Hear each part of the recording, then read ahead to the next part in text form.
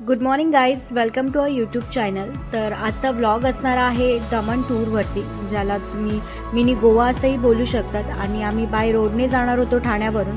Around 155 kilometres होतं आणि आम्ही 3 वाजता निघालो होतो.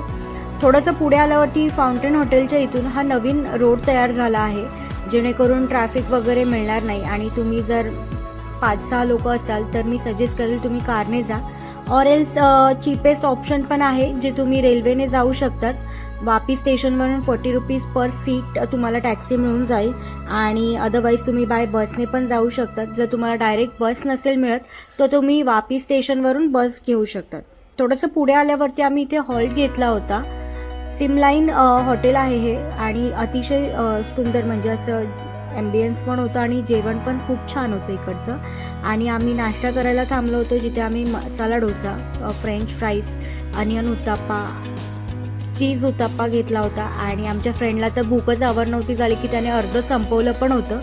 आणि ग्रुपमध्ये अशी एक व्यक्ती असली पाहिजे ना, जी एन्जॉय पण करते ट्रिप आणि ऑफिसचंही काम करते. तर आमच्याबरोबर पण अशी एक व्यक्ती होती, जिने सँडविच आणि वडा सांबार घेतला होता आणि त्याची चवही अतिशय छान होती. आणि नंतर आम्हाला दमणला पोहोचेपर्यंत 7 वाजले होते, 7 ते 8 वाजले होते. आणि रोड तुम्ही बघू शकतात, शांत रोड आहेत, पण नॉर्मल आपलं जसं मुंबईत रोड आहे ना, तसंच आम्हाला एंटर केल्यावरती वाटलं होतं.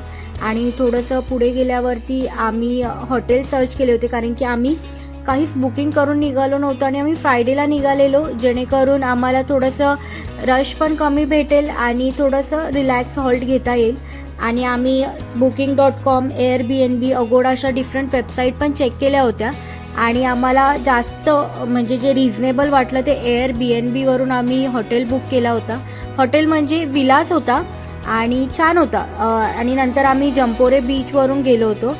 तिथे पण आम्ही नियर बाय जे हॉटेल्स आहेत ते पण व्हिजिट केले होते, पण आम्हाला थोडे कॉस्टली वाटले होते. जर तुम्हाला बीचच्या नियर बाय हॉटेल्स किंवा रिसॉर्ट हवे असतील तर तुम्ही नक्की जंपोरे बीचला व्हिजिट द्या, कारण की तिथे तुम्हाला खूप छान असे हॉटेल्सचे ऑप्शन पण मिळून जातील.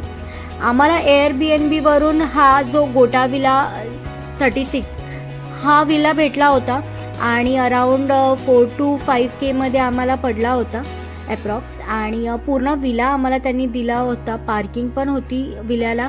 आणि तुम्ही बघू शकतात झोपाळा पण लावलेला आहे आणि आतमध्ये पण रूम खूप छान आहेत. म्हणजे जर आम्ही तर 5च जण होतो, तुम्ही जर 15 ते 20 जण असाल ना, आरामात एका विल्यामध्ये राहू शकतात. इथे तुम्हाला सगळे ऑप्शन मिळतील.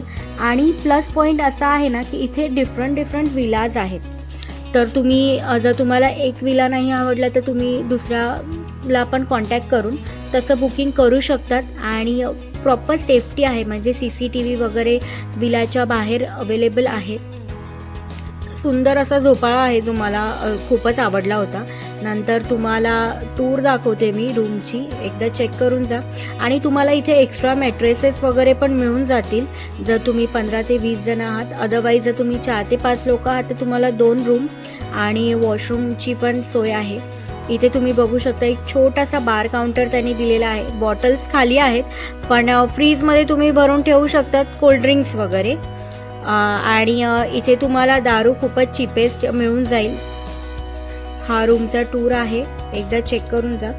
तुम्ही डिफरंट वेबसाईट पण बघू शकतात. आणि इथे नियर बाय जर तुम्ही बघाल ना, प्लेसेस व्हिजिट करण्यासाठी बीचेस खूप आहेत, फोर्ट आहे. मी एकदम व्हिडिओच्या शेवटी तुम्हाला दमण ट्रिपचं बजेटही पाठवेल, जेणेकरून तुम्ही तुमची नेक्स्ट ट्रिप तशी अरेंज करू शकतात. मोती दमण फोर्ट आहे, चर्च आहे, नानी दमण जेटी आहे, परत महादेवांचं स्टॅच्यू पण आहे. इथे देवका बीचवर जाऊ शकता तुम्ही. आणि जसं मी मगाशी दाखवलं जंपोरे बीच आहे. आणि फिरण्यासारखं तुम्हाला शॉपिंग स्ट्रीट वगैरे पण इथे मिळून जातील, तर तुम्ही एकदा ते पण चेक करू शकतात. हे तुम्हाला एक्स्ट्रा मॅट्रेसेस वगैरे अवेलेबल होऊन जातात. आणि मी तसंच तुम्हाला बाहेरचा व्ह्यू पण दाखवते हॉटेलचा. तुम्हाला जर म्हणजे बाहेरून खायचं नाही आहे, बाहेरचं खायचं नाही आहे, तर इथे छोटासा किचन पण तुम्हाला मिळून जाईल, जेणेकरून तुम्ही तुमचं जेवण स्वतः बनवून सर्व करू शकता. हे वॉशरूम आहे, नॉट क्लीन. आणि बाहेरचा व्ह्यू तसा ओकेच आहे, पण इथे तुम्हाला छोटासा असा डायनिंग टेबल मिळेल, जिथे तुम्ही जेवण एन्जॉय करू शकतात. वॉशरूम पण आहे आणि हे एक छोटूसं पूल पण दिलेलं आहे. पण पाणी खूपच थंड असल्यामुळे आम्ही काही त्याच्यात उतरण्याची ताकद आमच्यात नव्हतीच. सो तुम्ही जर येत असाल लहान मुलांना वगैरे घेऊन तर नक्की एन्जॉय करू शकतात.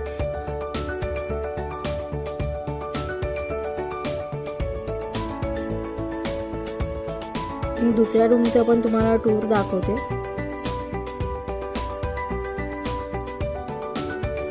सेमच रूम तुम्हाला मिळून जातील. टॉवेल्स, साबण, AC आणि सगळे ॲक्टिव्ह आहेत, म्हणजे प्रॉपर AC वगैरे चालत पण होतं.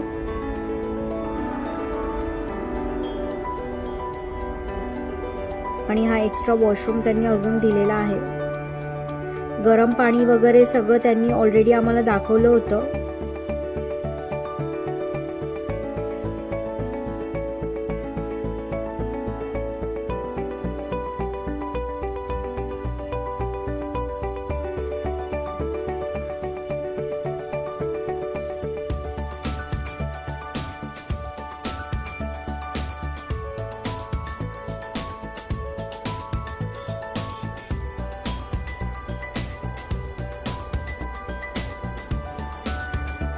हा एकच विला नाही आहे, असं बाजूला तुम्ही हे रिसॉर्ट पण बघू शकतात. आम्ही हे पण व्हिजिट केले होते, पण हे ऑलरेडी बुक असल्यामुळे आम्हाला विलामध्येच राहायला लागलं. आणि नंतर सकाळी आम्ही देवका बीचला जायला निघालो होतो आणि त्याआधी आम्ही मोतीदमन फोर्टला जाणार होतो आणि तिथेच नियरबाय मोतीदमन बीच पण आहे. सो ते पण आम्ही बघणार होतो. तिथे तुम्हाला मोतीदमन फोर्टमध्ये असं हे बीच आहे आणि तुम्ही बीच पण बघू शकता, सुंदर आहे. फोटो वगैरे काढण्यासाठी अतिशय उत्तम प्लेस आहे. आणि हा माझा नवरा. फोटो सेशन ऑलरेडी स्टार्ट झालं होतं आमचं. थोडेसे फोटो काढल्यानंतर आम्ही परत निघालो फोर्टला जाण्यासाठी. आणि तुम्ही रस्ते बघू शकतात बाजूला, एकदम क्लीन आहेत आणि खूप छान वाटतात. ही झाडं त्यांनी एकदम अशी प्रॉपर लावलेली पण आहेत आणि ते दिसायला पण छान वाटतं आणि शांतता एकदम वाटते. म्हणजे आपल्या मुंबईसारखी एकदम रश नाही आहे का, कोणी हॉर्न मारत नाही आहे, असं काहीच आम्हाला म्हणजे जाणवलं नाही एका दिवसामध्ये. आणि इथून आम्ही फोर्टला जाण्यासाठी निघालो होतो. आणि फोर्टला जाण्यासाठी जेव्हा आम्ही एंटर केलं, तिथे तुम्हाला एंट्री वेगळी मिळेल आणि एक्झिट पण वेगळं आहे. इथून आम्ही एंटर केल्यावरती ना एकदम फोटोजेनिक प्लेस, जेणेकरून तुम्ही तुमचं प्री वेडिंग शूट इथे करू शकतात किंवा नॉर्मल जर तुम्हाला फोटो सेशन करायचं आहे मॉडेलिंगसाठी तरी पण तुम्ही इथे येऊ शकतात. समोर तुम्हाला दिसतंय चर्च आहे ते. आणि इथे आम्ही पहिलं फोर्टला जायचा प्लॅन केला होता.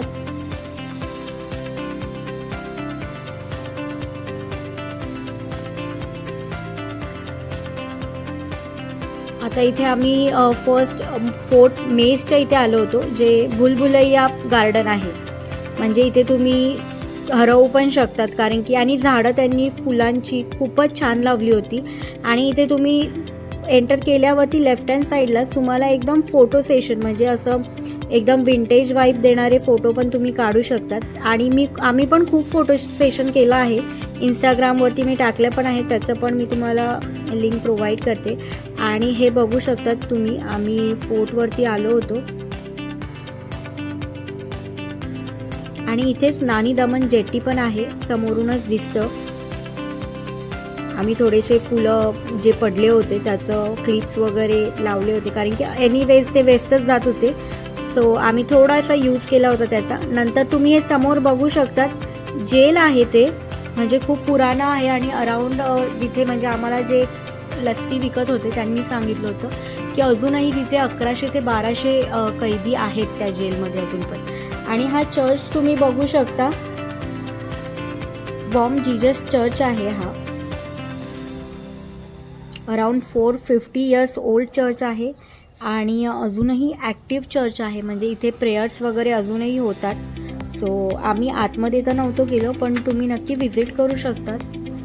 आणि चर्च एकदम विंटेज वाईब देत होतं.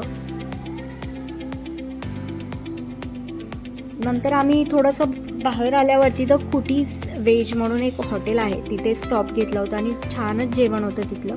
नंतर आम्ही असं सुंदर असा सनसेट एन्जॉय केला होता.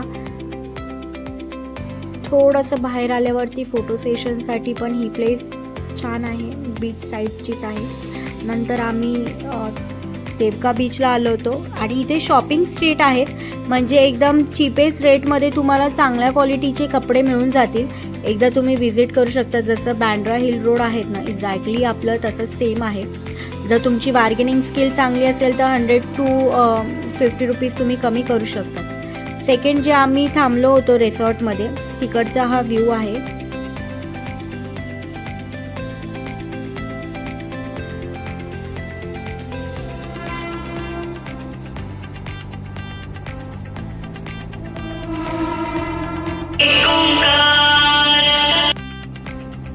रास्पबेरी ब्रीज असे हॉटेलचं नाव आहे आणि तुम्ही बघू शकता इथे पण आम्हाला पूल वगैरे मिळाला होता आणि याचा पण ॲम्बियन्स खूपच छान आहे. आणि आम्ही निघालो होतो मुंबईला जाण्यासाठी. जर तुम्हाला शांतता हवी असेल तर तुम्ही नक्की दमनला व्हिजिट करून द्या. मी दमन ट्रिपचं बजेट पण इथे फायनल देऊ देते. आणि व्हिडिओ आवडली असेल, हेल्पफुल वाटली असेल तर नक्की लाईक करा, शेअर करा, सबस्क्राईब करा आमच्या चॅनलला. आणि तोपर्यंत thank you. Have a nice day. Bye bye.